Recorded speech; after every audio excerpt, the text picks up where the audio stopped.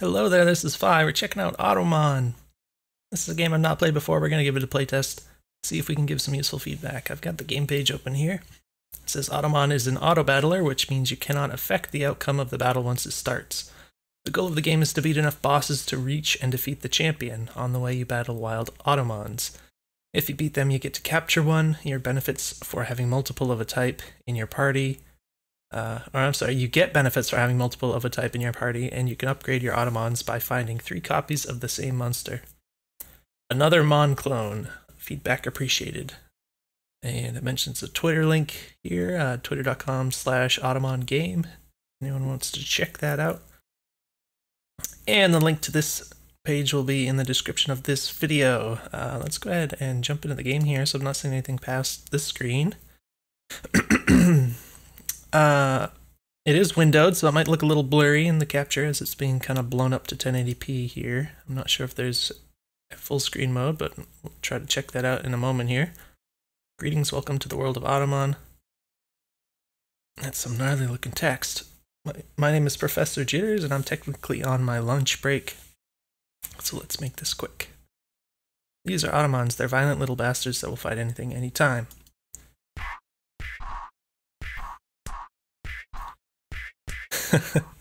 Okay. As you are 10 years old now, you are legally obligated to attempt to become the Automon champion. Now get out of my lab. That's kind of funny. Alright, choose a monster to add to your party. Next boss is Moisty. We got... This is very interesting artwork. Looks like we got some tooltips here. I'm going to try hitting Alt-Enter. That does nothing. Alright, so I don't think we have a full screen mode. I can't even, like, maximize the window here, so I'm just gonna have to live with it the way it is. That's okay. Alright, so we've got Weege, I guess, which is rare. Fireneck, and Calamity. Okay. We got attack, defense, speed, recovers 15% of damage dealt as HP. Interesting. This is okay. This is leech in the top right there. All right. So it looks like on the right side you have like a special ability of sorts, which has the name at the top. In the first screen here, I felt like the text was kind of all mushing together a little bit, so it wasn't like where it says the 105 HP, it just kind of goes right into where it says leech, so I'm not really getting that separation. That makes it entirely obvious how this is meant to be organized. It's a really small detail, but I guess it makes a difference. Yeah, the text rendering is pretty ugly, but yeah, it's like no anti-aliasing at all. It would be nice to have that maybe smoothed out a little bit. We got level 5, experience 0 to 91. Types is a leaf, fire, water, I guess. 50% defense buff when HP is below 50%. Interesting. Also has a high defense base stat. 20% attack buff after defeating an enemy.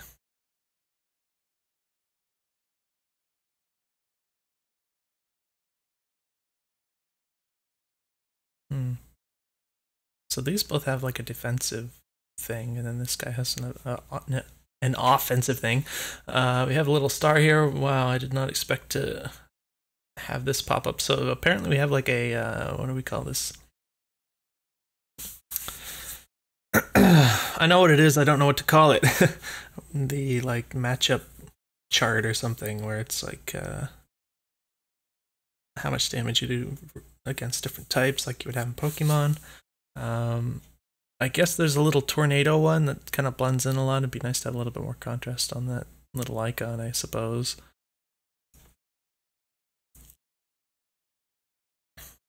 Alright, so it looks like we get some attacks do 1.5 times as much and some do 2/3 as much.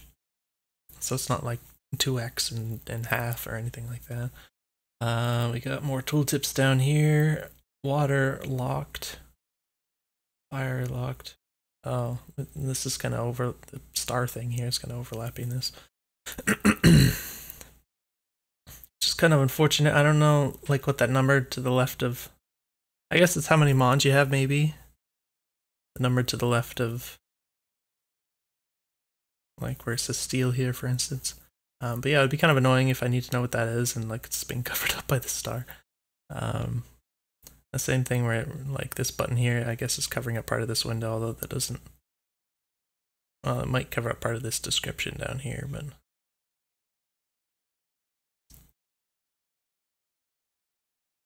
Automons in your party will participate in battles, receive regular EXP, and heal 20% of their max HP after every battle, if not fainted.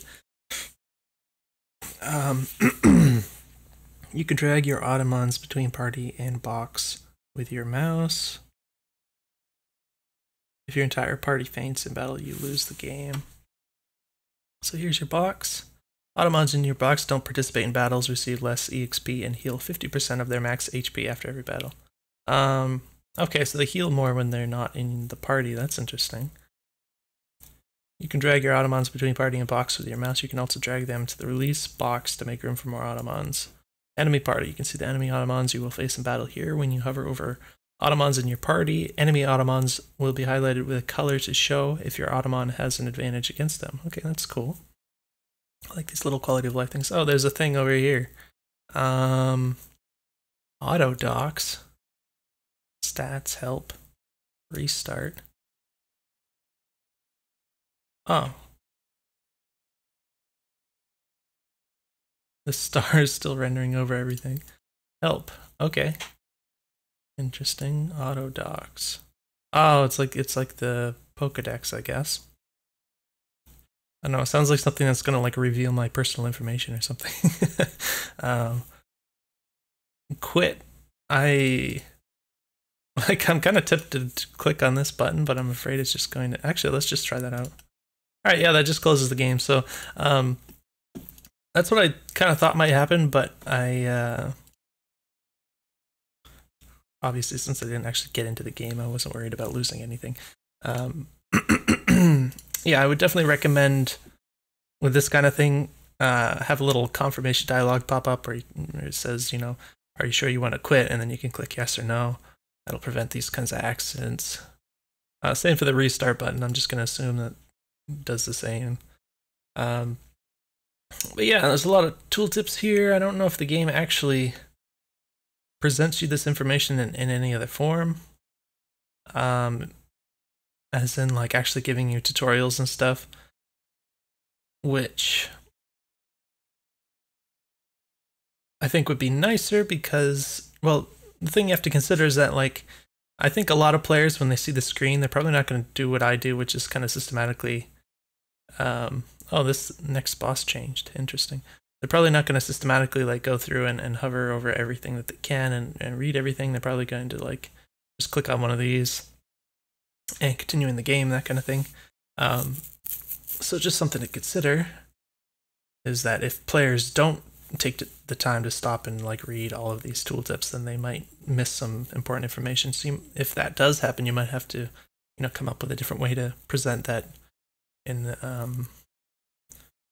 a way that's harder to miss, you know, which might just be like a little tutorial. It could even be, you know, optional tutorial. I think it would probably also be nice if you could actually turn off these tooltips because they're kind of big and distracting. So once the player has their wits about them and knows what things are doing, they might prefer not to have that. Like this one on the mons here, I guess, is important because it has information you can't get otherwise. But some of these descriptions, I don't know. I mean, it's not a big deal, but just something that occurs to me. Now, as far as which thing, I guess I could grab the fire one. I'm assuming it's going to do well against the grass. Yeah. I was kind of thinking about choosing this one anyways. I don't know. Presumably these are all balanced anyways. It's hard to say like which one you really want to choose for something like this. Oh. Choose area to go to next boss Indica. So I guess we have areas we go through before we encounter the boss itself. I guess we want to avoid water. Go. Oh, okay. We've got Flurry and Dig'em. Grass areas are more common. Works in box. I don't know what the heck that means. I have no idea what that means. Regeneration recovers 2% of max HP per second in battle. Level 1, so I think my guy's level 5, so you should be able to like annihilate them anyways. Alright, yeah. It's, I know you don't have any control over anything, so you're just kind of sitting to see what happens. But I felt like it was a little hard to kind of tell what was going on, like the individual actions that were occurring. So I don't know, maybe there's better ways we could present that. Alright, so we defeated these guys and we get to... Oh, I clicked out of the window accidentally. We get to choose one of them to kind of steal here. Oh, they leveled up apparently. This is kind of interesting, like a per second rule. You would kind of expect there to be just like mechanics based on like turns or something, rather than like real world time, even though it kind of proceeds in real time. But I actually wonder about that. I think if I was making a game like this, I would probably avoid doing a per second kind of thing. I'm not sure what other kind of mechanics you have in here, obviously, because I've just started playing. So I'm not sure if you have other stuff that's kind of time-based, but it would seem to make sense to me that if you stuck to kind of the traditional thing of like just using turns and such, then if you wanted, you could like make alterations to the way the battles proceed. Maybe you could like slow them down a little bit. Maybe you want to tweak some animations to make them a bit longer, and you can kind of spread out the timing of the battles, or you know, you could go the opposite direction. Maybe you want to make them faster. Maybe you'd even want to create like a setting that the player could set or something to make the battles go slower or faster, you know, something like that. So I feel like you get a lot more freedom to do that kind of thing if you didn't have this kind of mechanic that is actually tied to the real world time of seconds. Seems a little dangerous in that sense. Yeah, it definitely gives me the impression it'd be really hard to make any sorts of tweaks to a lot of things that go on in the battles. Once you've kind of committed to something like this. Grass areas are... Oh! Oh, see, now this makes sense. In the context of this being in my collection, the scent thing actually makes more sense, because I know what it means by grass areas are more common, and I know what the box means. When it's just as an enemy, when I read that, it just didn't mean anything to me. Like, okay, like, what does that mean? Very interesting. So that would actually make a lot of sense, having a fire guy as my main party leader or whatever, I suppose. So I guess we can grab this guy. I'm wondering, I don't know what the purple meter is. Oh, experience.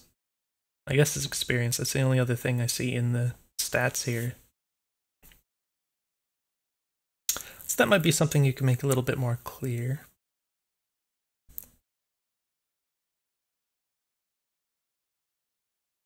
Oh, that's only in the box though. Interesting.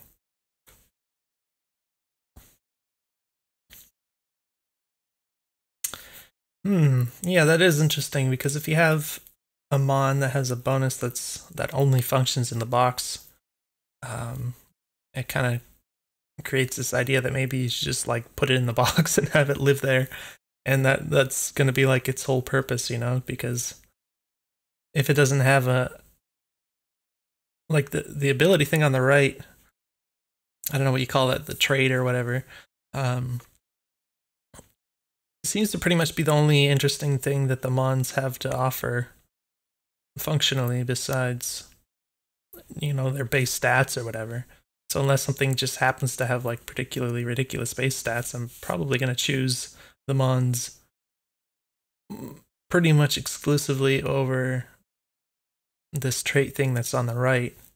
So in that case, if something has a trait that only works in the box, I don't see any reason to like ever actually have that in my party unless there's some kind of weird, very specific situation where I just needed another body or a grass type or something, if that could ever happen. But otherwise, yeah, it just seems like it's meant to just live in the box, which is really interesting. I guess we'll continue. I guess we are going to look for grassy areas. Interestingly, the grass, the one that's called tall grass, doesn't have any grass types there.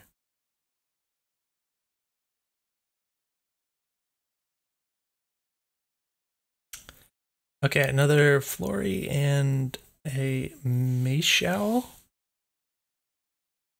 So one thing I find mildly annoying is that the pop-up things, where the tooltips, I mean, where the box renders, it kind of tends to cover up what you're hovering over in a lot of cases a little bit. Like for instance with the artwork here, so like a lot of times, whoa, did that guy just flash? What the heck?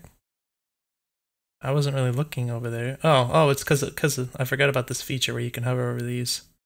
But yeah, there's a lot of stuff getting covered up by these boxes, the tooltips that pop up, and like when I'm encountering these new monsters and stuff, I kind of want to appreciate the art. It's kind of cute artwork, so it's sort of a little annoying that it's always getting covered up by these boxes when I'm doing things here. So this guy is level 2. He's a bit faster, I guess. I wonder about the stats in the middle, the base stats. Like, how much do those actually affect things? It's hard for me to, at least so far, it's hard for me to get a sense of like how I would actually care about those numbers to any degree. Like, obviously, I want higher level mons because they're stronger, just overall. But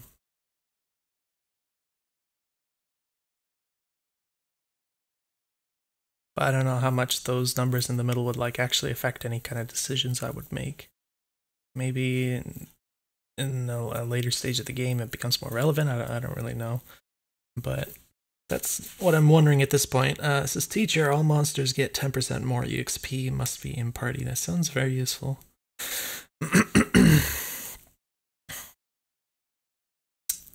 So when I hover over this guy,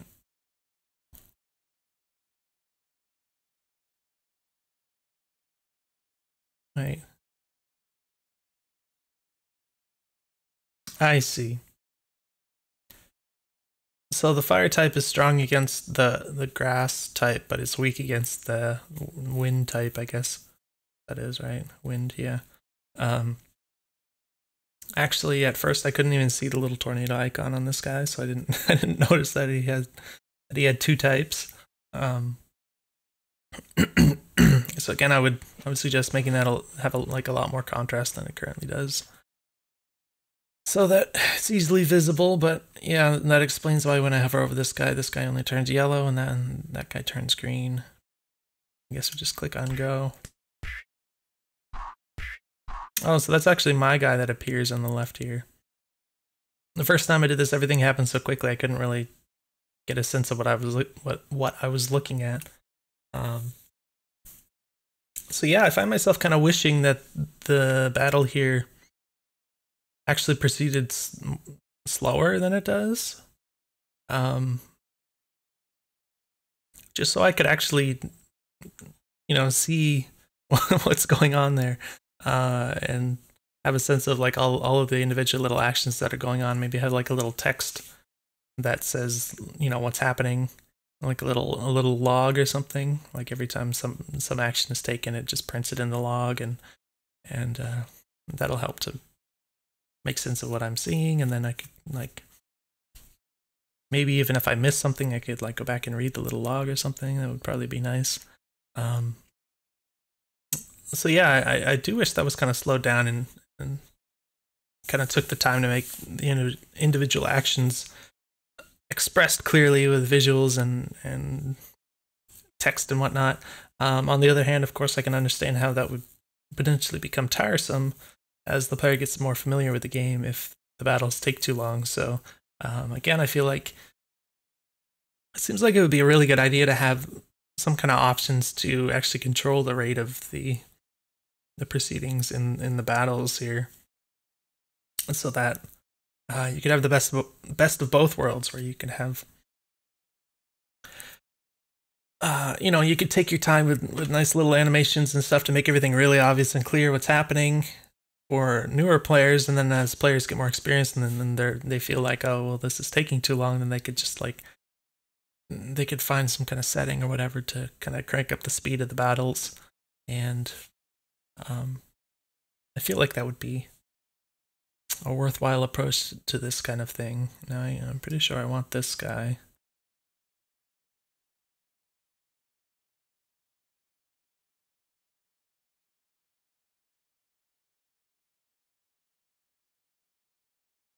All right.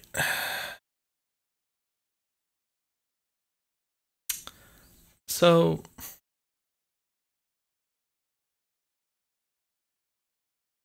one thing I'm curious about, this guy, his ability thing, it says grass areas are more common. It's not entirely clear to me what exactly that means. There are like different sort of visual icons to denote the different types of areas, I guess, here. But then there's also like these icons up at the top that show what kind of mons you're going to encounter there. So I think my first inclination when I read this ability and what it was going to do for me was that it was going to help me to encounter more grass mons than I otherwise would. But the way it explains it as grass areas, it makes me wonder if it was more about, rather than be more about these icons, it's more about what kind of these little background things are going to show up. And I'm not sure if in like a quote-unquote grass area is something that could show up and then possibly have like different types of Pokemon in the grass. Or I finally said it. I didn't mean to say Pokemon. This is definitely not Pokemon. But yeah, so I don't completely understand the terminology there when it says grass areas. Because there was, like before, there was an area that showed up. It was like something grass, but it didn't actually have any of the grass mons, I guess, or none of the icons for grass mons in it. It was like wind and electricity or whatever. So I'm curious about that. It might be the case that like a grass area could have different types of mons, but it's more likely to have grass mons. I'm not really sure, but in any case, I guess we can just keep looking for the ones that might have grass. Let's check out what is the grass type weak and strong against. Weak against wind and fire, strong against ground and water. So it looks like this would be the right choice. This would be a very bad choice. I see. Okay. All right, we got a like grass and poison type. Ivy Tant.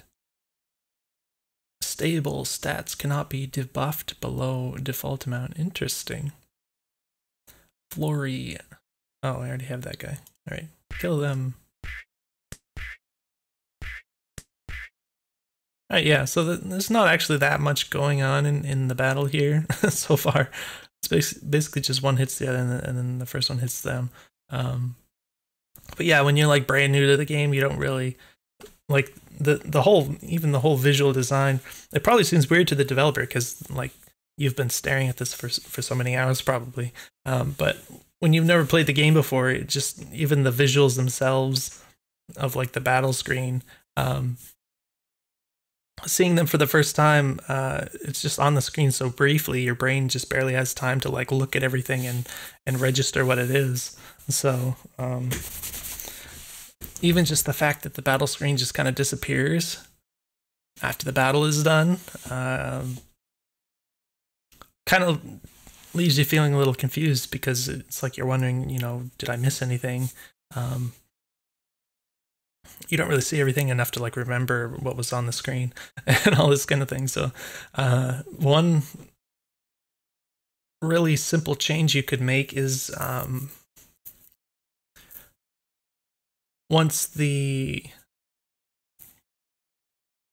instead of having it so the battle screen just like pops up and then like does this thing and then disappears again, you can do something like one thing, you could have it possibly show up like render the whole battle screen before it actually the action starts, so that the player can kind of see it. Or the other thing you could do, and you can even do both, is that like at the end of the battle you could leave the battle screen up and then just say like have like a button for the player to continue or whatever.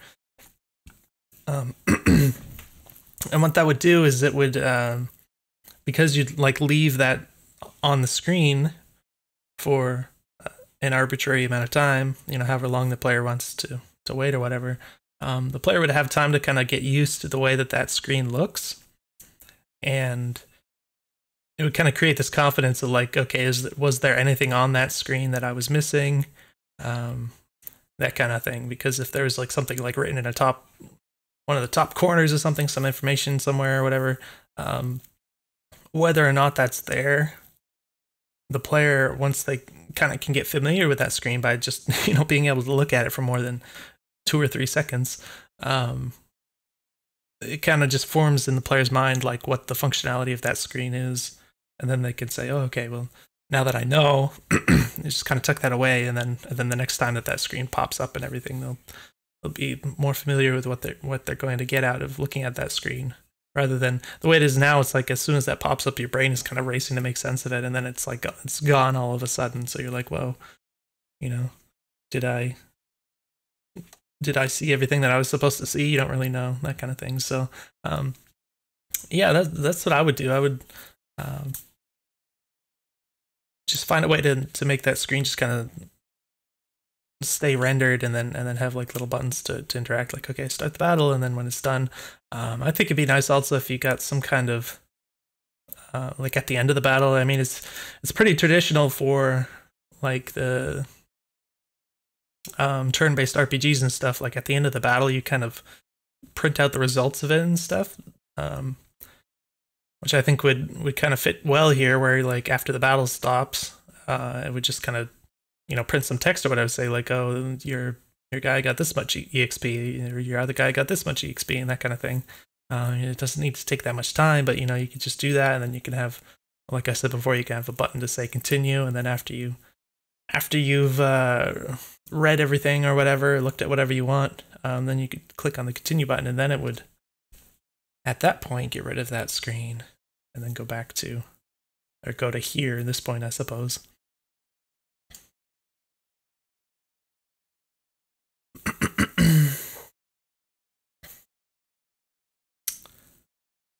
So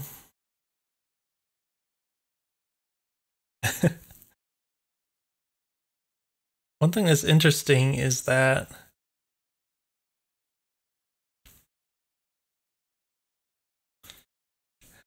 if I were to try the strategy to just get like tons of these guys to just, I mean, it might kind of work out. Like say I just fill my box with like all of the flurries, and I assume that this ability actually stacks. It's not, you know, it's not clear to me if that's true or not, but I'm assuming it does. Then I could kind of have the strategy where I might get like all of the grass areas, and then I could try to, you know, use that to my advantage with my Furonek, which, because he has the rampage ability, I think that might actually kind of work out decently well. The only other problem is that I'm assuming it would be hard to actually get mons that weren't grass types as like my new mons that I could collect if I go that route. So it's kind of weird when you think about it that way. Like I can try to force specific areas to get mons that I'm strong against, but then like those are the only mons that I can actually get myself. So it's weird the way that works. It kind of makes me wonder about like how might you try to manipulate that. So you're searching out mons that you're strong against, but then you only get mons that you fight against. So it kind of leads itself into these specific patterns. It's kind of weird.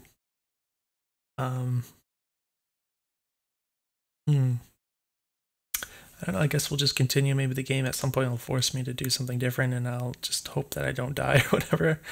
I'm actually kind of curious about, like,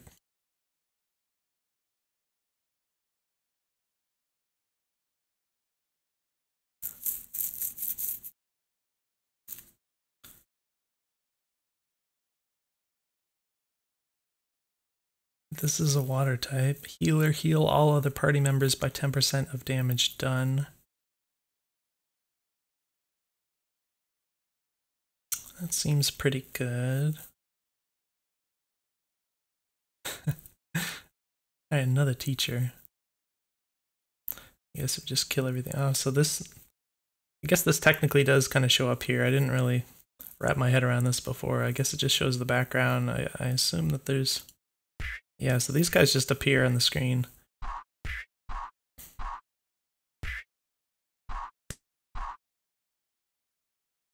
Alright, yeah, so there's a lot of stuff. I don't know why this guy is highlighted. Oh yeah, I forgot you can get, if you get 3 of the same type, you can like upgrade them or whatever. I forgot it said something about having more than one of the same type gives you a bonus on the game page. Yeah, it says you get benefits for having multiples of a type in your party. And you can upgrade your Automons by finding 3 copies of the same monster. So I forgot about this detail. It would be nice to present that in the game itself. Somehow, I don't know. Oh, these are the benefits. Okay, so I didn't actually like understand what these numbers down here were before. So apparently, if you have more than one type in your party, as this is on the game page, it doesn't say that in the game here, then you can get these stat things. So 2 HP regeneration per second. I'm not sure, like...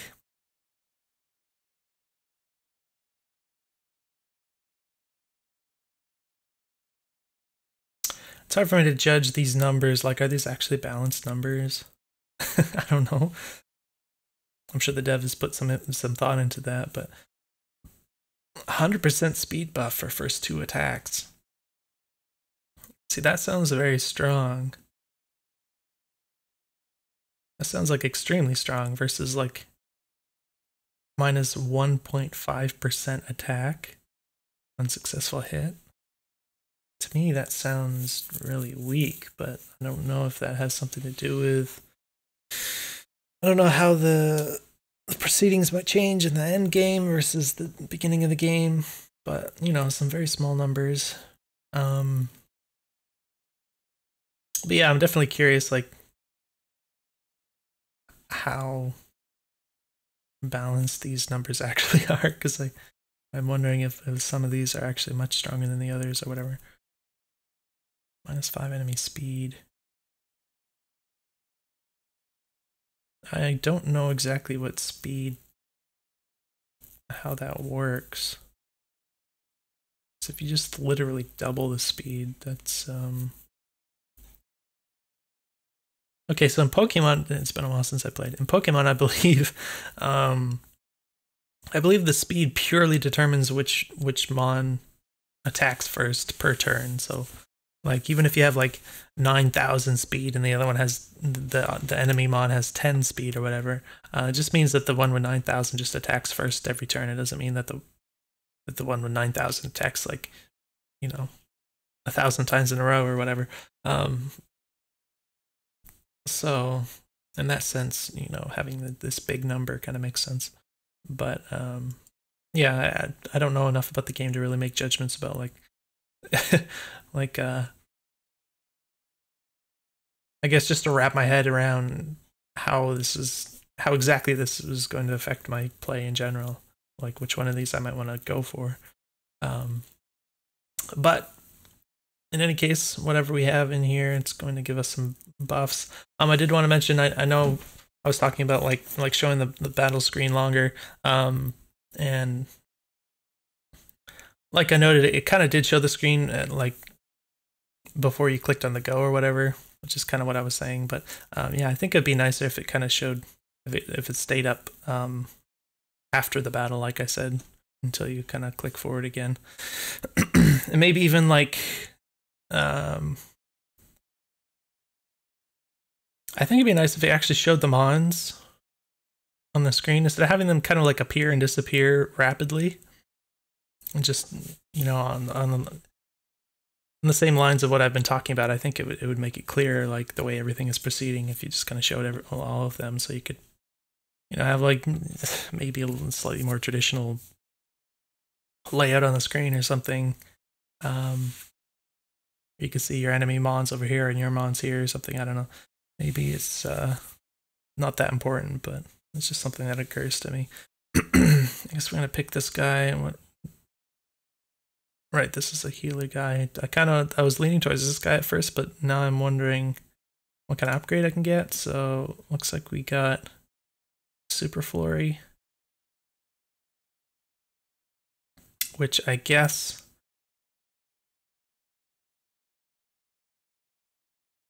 I see. Okay, so I didn't know what kind of upgrade I was apparently supposed to get. Oh, we're at the boss here. I didn't know what kind of upgrade I was supposed to get, but it looks like they just kind of all merge together and then you get like a higher level one. But it's still the same mon, so having done that, I kind of regret it because this floor is just sitting in the box, and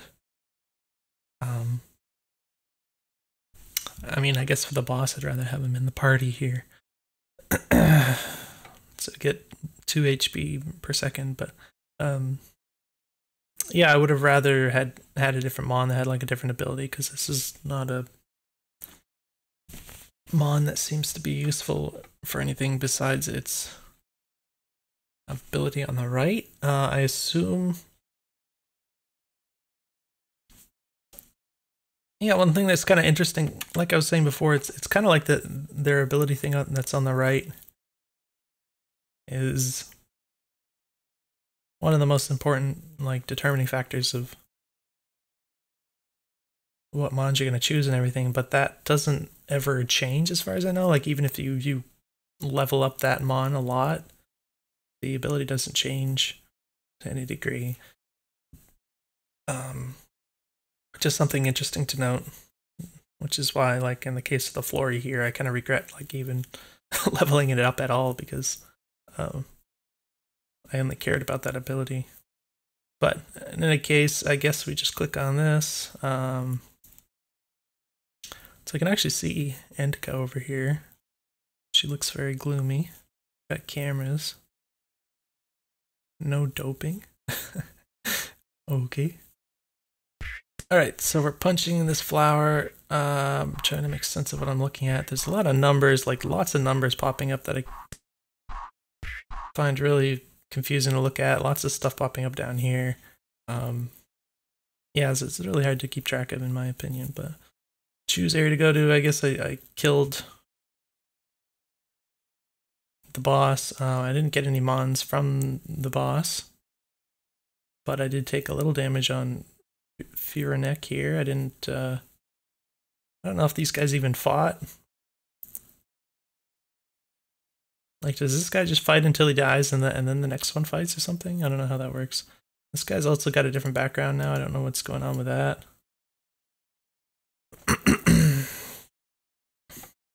I don't know. I guess he'll go back here, maybe?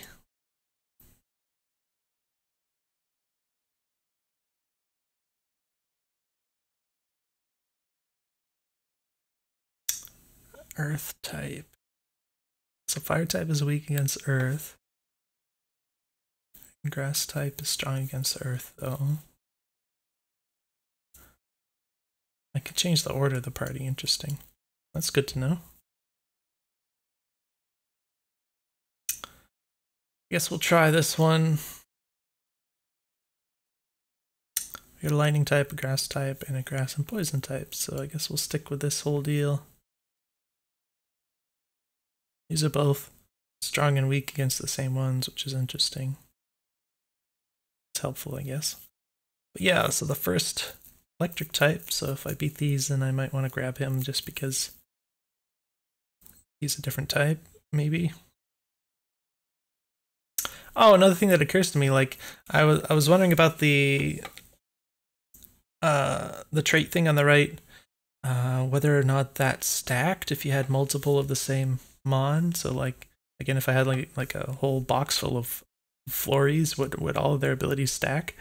And along with that, the whole idea that you can kind of merge them together into a stronger one, it would, I mean, at some point you're going to run out of room in your slots here, so you can't just keep infinite mons, but it would seem that you might actually lose out on some of that benefit if these are stacking effects by merging them together, you know, because you just took 3 different mons and mushed them into one. So yeah, that's not clear to me. I don't even know whether or not these actually stack or not. So this is stuff that I think would be important to express to the player in some way so they can make more informed decisions about these things. Yeah, it does seem like it would be a lot harder in terms of development, but it does seem like it would be more interesting if you get something different out of merging them together. I don't know, maybe instead of just getting a completely different mon, maybe there's some other kind of bonus that you could plug in here, like a little multiplier or something, besides just purely the level going up. I think it would make it more interesting.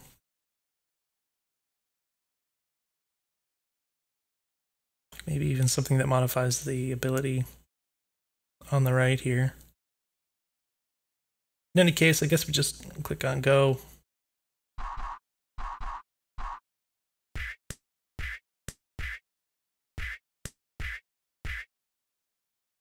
So yeah, it does seem like your first mon just punches the guys until he dies, I assume, and then it goes on to the next mon, which is an interesting choice because usually in games like this, it's like all of your party members get in on the action.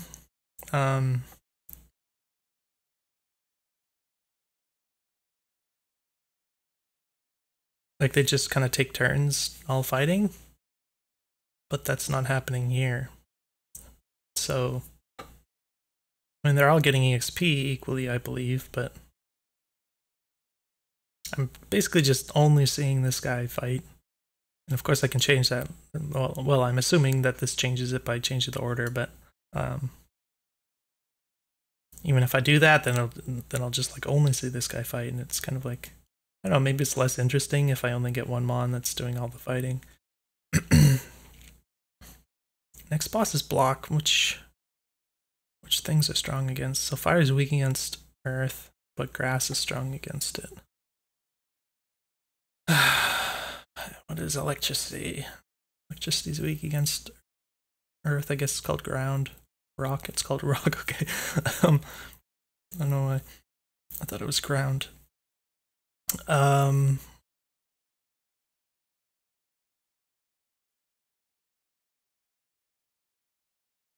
what's your ability? 3% speed debuff on enemy on successful hit. Yeah, so once you start having these abilities like an on-hit ability, if I have this guy in my party and he's like in the 3rd slot or whatever, he's like never going to hit anyone because only the guy on the left is actually doing any hitting. So it makes me wonder if maybe this just isn't very useful, unless I wanted this to be like my main mon, you know.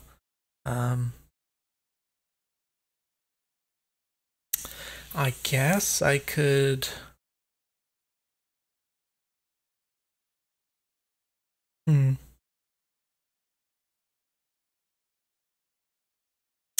I can kind of imagine you could do this, like, even if he's he's like a lower level, I could kind of make him sort of a sacrificial mon where maybe maybe he'd get killed really fast, but if he gets a few hits in before, then he could get some debuffs, and then like the next mon that goes in, you know, they could have a better time fighting, and then I might be able to like strategize a fight like that, because I think you only lose if all your mons actually die.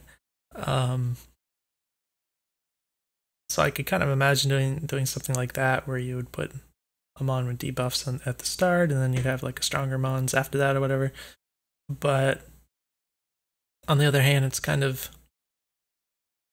approaching things in the way of I guess expecting some of your mons to get KO'd or whatever, and I think you don't get that much HP gain. You only get, well, you get 50% when it's put in the box after every turn, so it would be something that you could only do like once, and then you'd have to shuffle your KO'd mons into the box or whatever so that they could heal.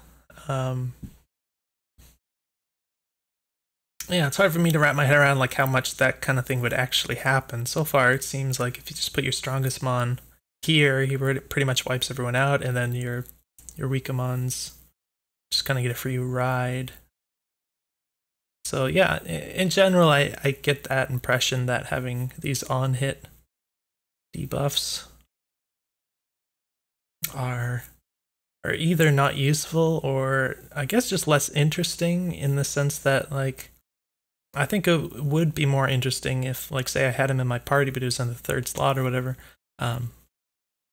It would seem like it'd be more interesting if like all of my mons would actually participate in the battle instead of just the one on the left. If we have effects like this, so I could just get like all of their effects in play, instead of just starting at the left, you know. It seems like that would be more interesting. This guy doesn't get debuffed. I don't know. I guess I'll just take this guy for the sake of having a different type.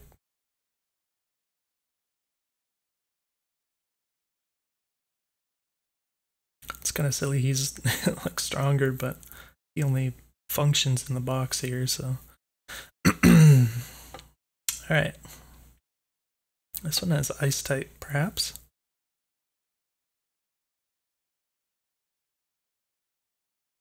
So wind is strong against fire.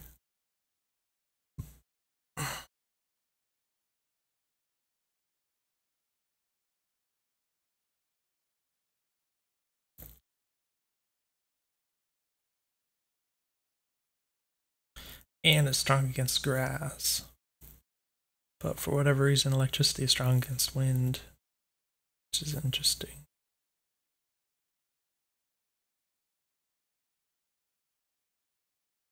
I wonder if I should try just, I don't know. We didn't even encounter any electric or wind types, I'm sorry. They're all just grass and something else again. Alright, so we've got this guy, and then Dig'em is 2% max HP per second. I don't know, I guess.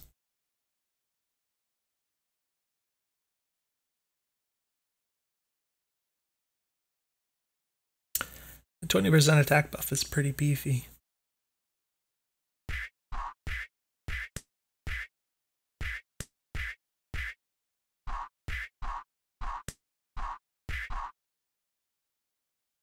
Alright.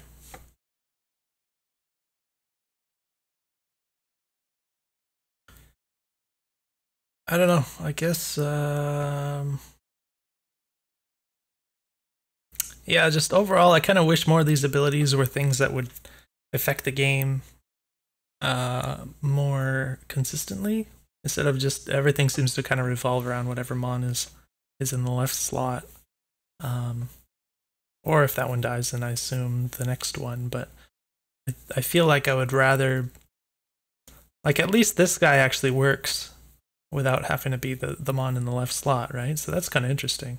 But I feel like I'd rather that there's more stuff like that. So like every mon I collect could be actively affecting the game, instead of just only if I, you know, put them in the left slot in the party or something.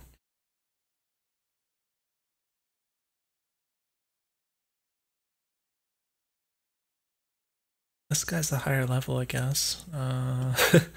Yeah, sure. Why not?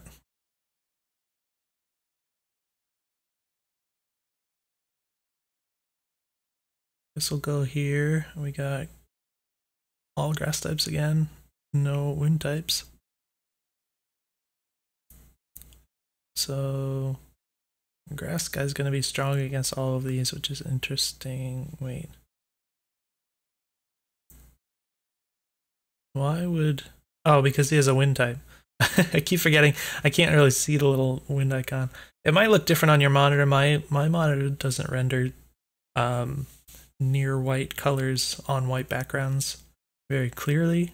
Like, it doesn't have good contrast in that range of colors, so it might look a little bit more obvious on your monitor than it does mine, but yeah, I would definitely, you know, you kind of have to account for people's less than perfect monitors, so I would definitely make that stand out more. But I guess because this guy has a wind effect, then he's strong against everyone, so oh, okay, that's the other thing. So this guy actually has an ability that just affects all of the monsters, which I appreciate, but most of them it seems like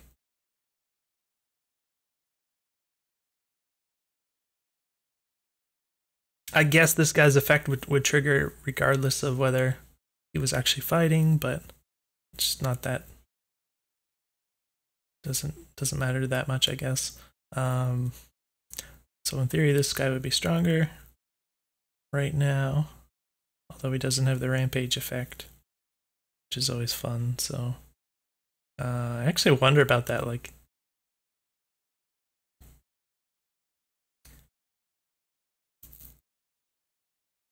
this guy actually, even though he doesn't have like the 1.5x buff on all the characters, I wonder if that would mathematically end up being... Well, I guess after killing 3 enemies, you'd get plus 60%, right? It probably doesn't work out to be higher, I guess. I don't feel like doing any more math than that right now.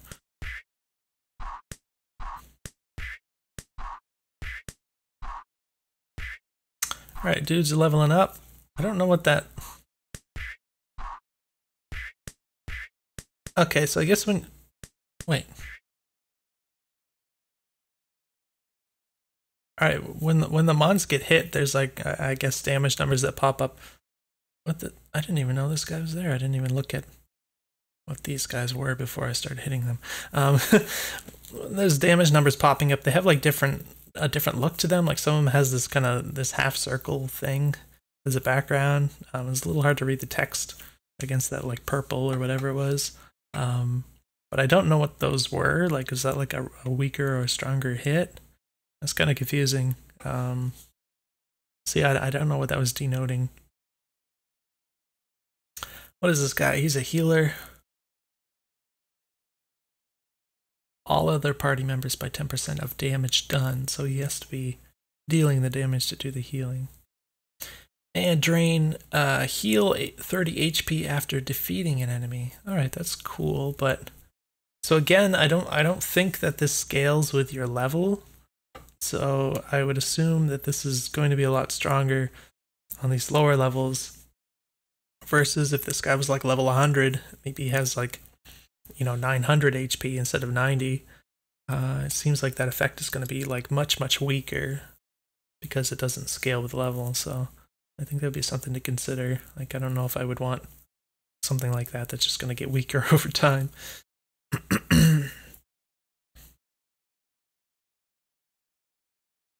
I mean, you could fix that by just making it percentage or something, I guess.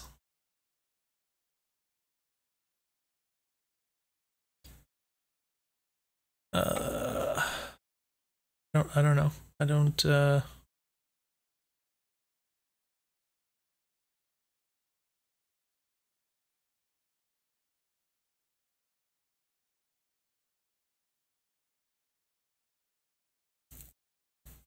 yeah, I don't really want to necessarily get mons that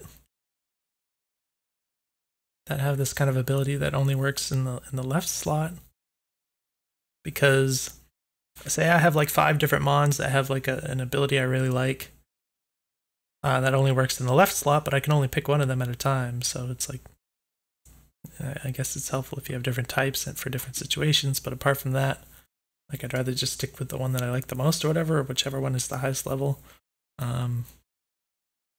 Which, because you have these like starting mons that are just gonna naturally end up probably being your strongest ones, that's probably the one you're gonna end up wanting to, you know, sit on the left here.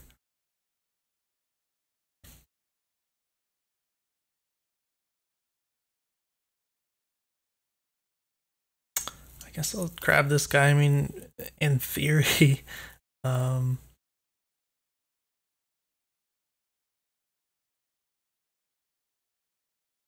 guess it won't help much if he doesn't have.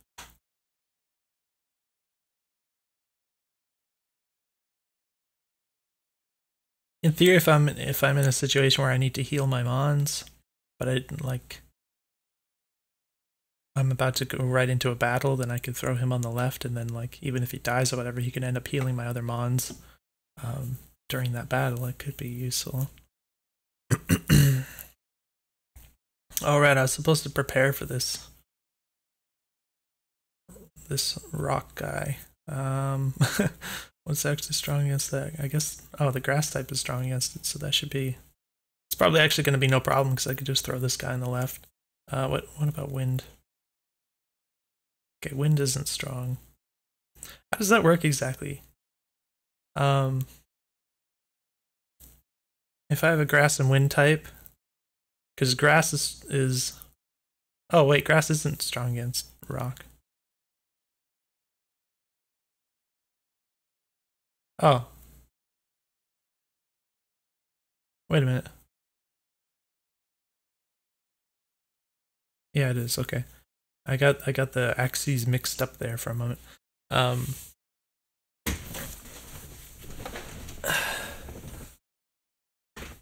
So yeah, so if you have a mon that's grass and wind type, and grass is strong against rock, but wind is just neutral against rock, like how does that end up working out? Because you don't have different attacks that you're doing. Like you don't have a grass type attack and a wind type attack. I mean, they might have those internally for all I know, but you're not telling them to do these attacks. So I don't know how that works. Maybe they choose different attacks. I don't know. Like I never got any sense that there were actually different attacks going on, but I could imagine that maybe there were. Like maybe that had something to do with the like what appeared to be like weaker or stronger attacks happening in the battles. I don't really know. This is all information that's not really being presented to me as the player here. I guess we're gonna keep going with our pattern of finding the same types of mons. We can let you handle this again.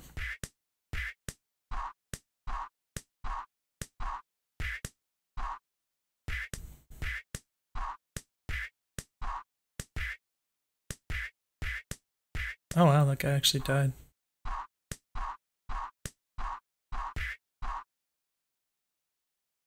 Interesting. So, oh, so okay. I wonder.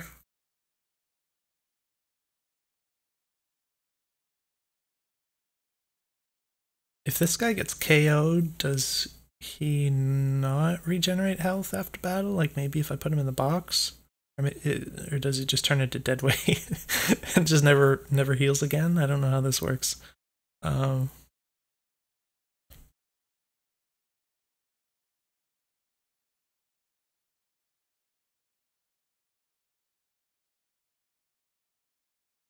we're already here at the.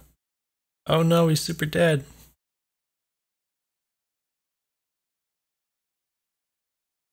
Hmm.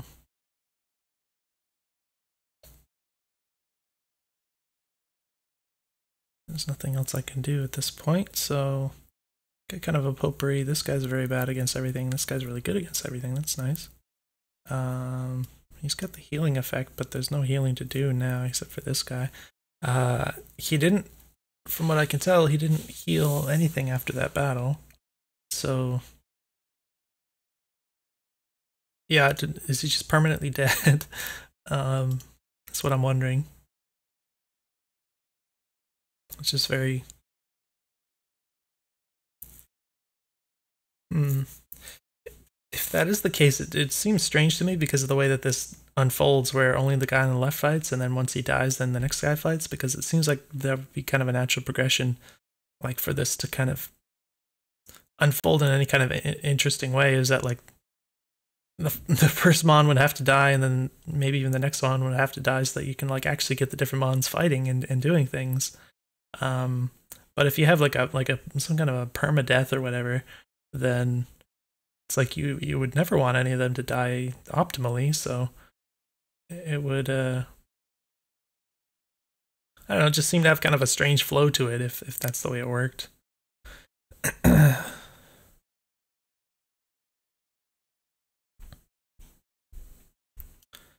Guess I'm gonna try this. Or I could just sacrifice this guy and let him. Yeah, but I think that only works on like, even if the first, say he fought the first monster here and then died, he would only debuff the first monster, so the rest of them wouldn't even get touched. So that seems pretty weak. Just kind of seems like a weak ability in general now that I think about it, because of the way that I assume speed to work.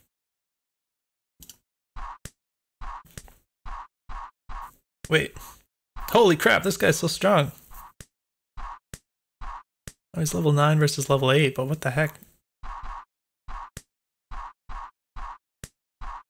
Holy crap, I just barely killed that guy. Why are his mons so strong? I got level 12. I thought he was gonna wipe out like 2 or 3 of them, because he's strong. His attacks are strong against all of them. Oh my gosh, everyone's dying. Everyone's dying. You dead. That was weird. I don't really know like what I did wrong to deserve death here. Like I could have gotten more mons that were like, if I had like all 4 of my party members were like decently strong against all of them, you know, naturally that would have made... Oh, this guy, okay, he did come back to life.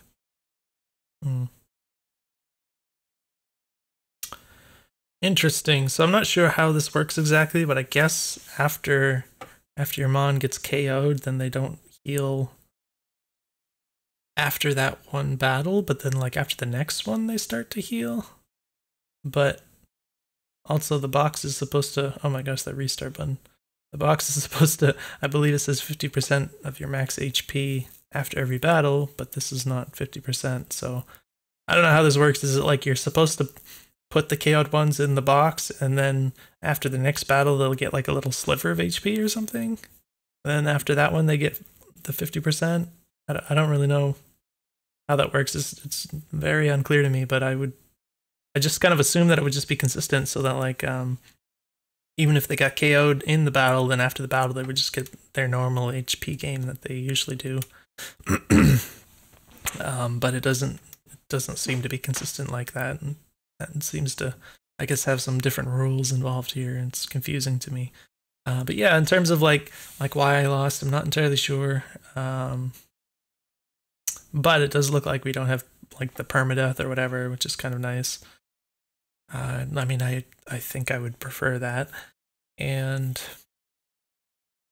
yeah, I thought my little leafy guy, I guess he leveled up after the... Wait, did these guys level up? He must have leveled up in the middle of the fight, because he's level 10 now, but he has 20 defense.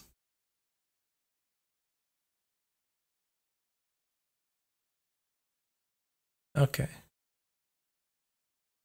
Yeah, that's quite a bit of defense for level 10.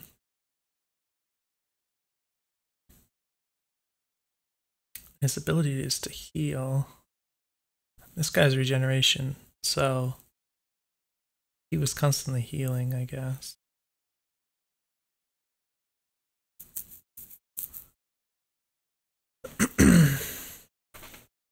but yeah, like because these are all like favorable matchups against this guy, I kind of thought he would like at least kill like 2 of them or something, but he just like very barely killed the first guy and then like got instantly KO'd by the next guy, and the rest of them just kind of steamrolled.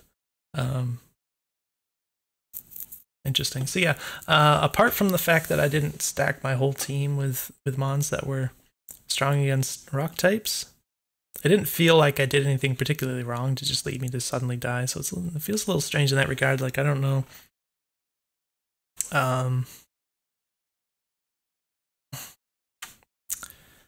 What else to kind of focus on in terms of like the skillful element as the player, like where's the decision making that's supposed to lead me to being more successful in the game versus less successful. As it is, it feels like I just kind of like walked through on autopilot without meeting any resistance until like all of a sudden I died. You know, it's kind of like it didn't feel like it was entirely in my control, I guess, in that way. So it's a little strange, but yeah, I think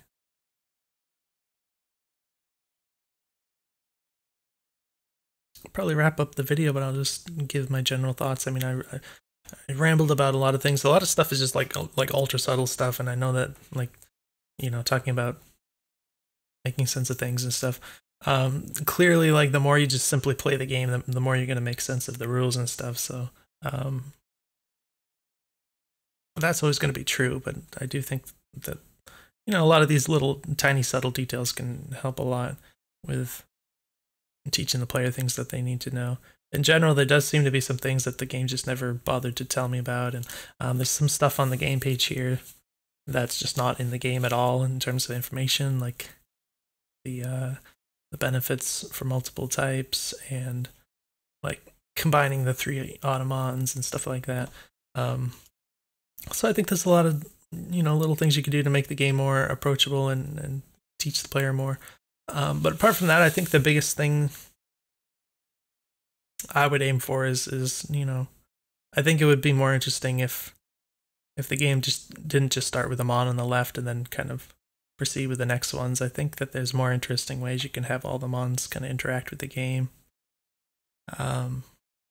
Like I already explained multiple times, but I think if you kind of start to go down that route, then the whole game will sort of shift in ways that will hopefully be beneficial, and hopefully more sort of strategies will present themselves in terms of like more and less optimal play and more and less optimal decisions that the player's making to feel like they're more in control of, like, you know, putting together a really strong build that'll get them further in the game, and that kind of thing. I don't know, it's interesting, but I think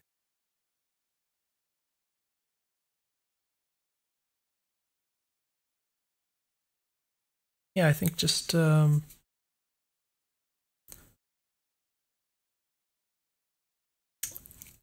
think if you just kind of focus on, you know, maybe I don't entirely have my head wrapped around the game to say for sure, but I think if you focus more on the idea of like just what are the more optimal builds or whatever, like what does, I guess answering the question of what does optimal play look like if you're playing this game, to me it's not entirely clear, like as a brand new player, aside from like this like very simple fact of like, okay, you choose a Pokemon that's strong against the other Pokemon types. Like that's a really like kind of basic decision, but beyond that, it doesn't seem to actually matter that much. Like even the different stats and the abilities that each monster has, like it doesn't seem like you necessarily need to focus on these things that much. There's some things like this guy I think is important because he kind of upgrades your dudes over time. This guy might be important because the way, again, he kind of affects the whole progression of the game over time. But a lot of these other guys, it's like, you know, maybe they end up fighting at some point, but otherwise it just doesn't really matter. Like if you get this ability or whatever, for the most part, the Mons, I think I would just choose them purely based on their types and what level they are. And like literally nothing else. That's kind of the sense that I get. Like that would be the most important things going into these battles. So I don't know if that's exactly what you're aiming for here. I think that, yeah, just kind of answering that question, like what does optimal play look like, and creating these opportunities for the player to put together more or less optimal situations would